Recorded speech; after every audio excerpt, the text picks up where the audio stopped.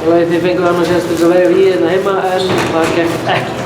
Nei, þetta virðist halda svona áfram og þetta bara stál í stál leikir, þú veist, hvort sem hér eða í Garðabænum og þú veist, þeir eru bara ofan á núna og hittust skotum í endan þegar virkilega þurfti á að hitta, erfiðum skotum þegar skóflöfan var að renna út og oft það munurinn í svona lágt skorleikjum að þeir sem hitta þessum skotum vinna og það gerist á þeim í dag.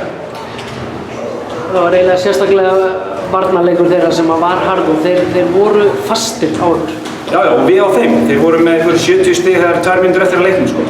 Þó þeir endaði með 80 en það er bara járn í járn, stál í stál, flott vörn til okkur og þeim, alveg gjörsamlega frábæri vörn á tímabili hjá okkur og hjá þeim líka og svo er það bara þeir sem hitta þessum stóru skotum í endan að það dettur öðrum hvorum meginn og það var þeirra núna. Oddalegur í Garðabænum, hvaða liðið til þess að vinna í svona oddaleik? Hvað gerist þar sem að við hinir leikmenn veitum ekki?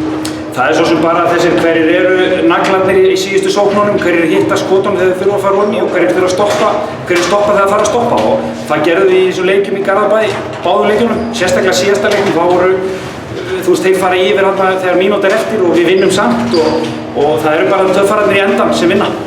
Þú persónulega, náttúrulega nýbúinn að brjóta hendina að vanni séð hvernig ertu svona heilsamaður? Ég er bara ótrúlega flottur, ég er svona hálfgeitt kraftaður sko, þetta á að vera einhverjar, þetta er náttúrulega ennþá brotið en þetta verður þetta með járnplötu og skrúum þannig að ég finn ekkert voðalega mikið fyrir þessu og mér líður bara vel þegar að skjóta boltanum og bara líður vel inn á vellinum sko. Takk fyrir það. Takk.